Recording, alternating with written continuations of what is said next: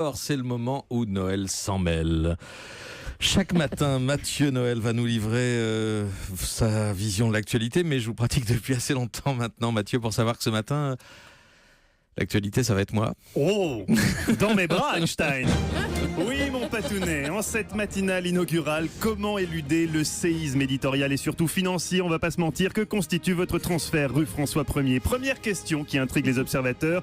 De même qu'il ne viendrait pas à l'idée à un joueur du Real Madrid de signer à Sochaux, pourquoi diable quitter une radio qui est devenue numéro 1 devant RTL et qui monte encore pour rejoindre une radio qui descend toujours et on risque bien de terminer numéro 14 derrière Chant de France? La réponse, ma foi, est simple. 250 millions d'euros. Et encore, hors ticket restaurant, les amis. Une belle opération pour celui qu'on surnomme dans le showbiz le Neymar joufflu, le Mbappé blanc. Oui, celui qui avait quitté Europe 1 en 2010, d'aucuns diront la queue entre les jambes, à l'époque modeste joker de Marc-Olivier Fogiel. Dans l'échelle de notoriété des journalistes, il était encore au coude à coude avec Jackie Gallois.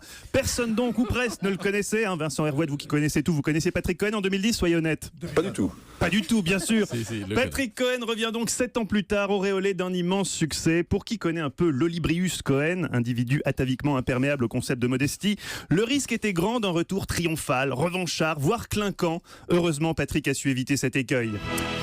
C'est en effet sans faste et sans chichi ce matin, presque en catimini, que Patrick est arrivé rue François 1er sur une chaise à porteur dorée à leur fin, soutenue d'un côté par Laurent Cabrol, de l'autre par Julie, dont on sentait qu'elle peinait à maintenir l'équilibre, maudissant le régime alimentaire de Patrick, qu'elle devinait moins porté sur le quinoa que sur le pâté en croûte. Putain de bordel de merde. Allons, un peu de respect pour votre nouveau patron Julie. Devant Mathieu. l'entrée, formant une haie d'honneur, tous les membres de la rédaction d'Europe 1 étaient là, genoux à terre, mains sur le cœur. On s'apprêtait à lancer des pétales de rose dans une douce allégresse quand soudain surgit le nouveau patron, Frédéric Schlesinger.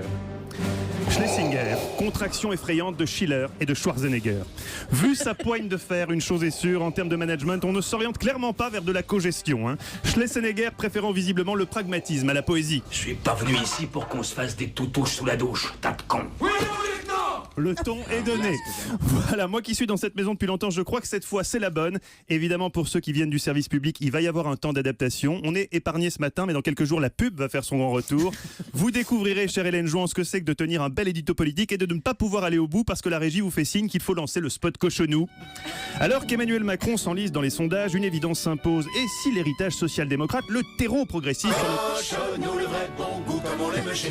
Bon courage Hélène, je vous dis à demain. Julie, je vous laisse le dernier mot, une analyse, un conseil, une fulgurance. Quand on veut une Audi, on va chez Audi. C'est le bon sens. Bienvenue dans le privé les gars. Mathieu Noël.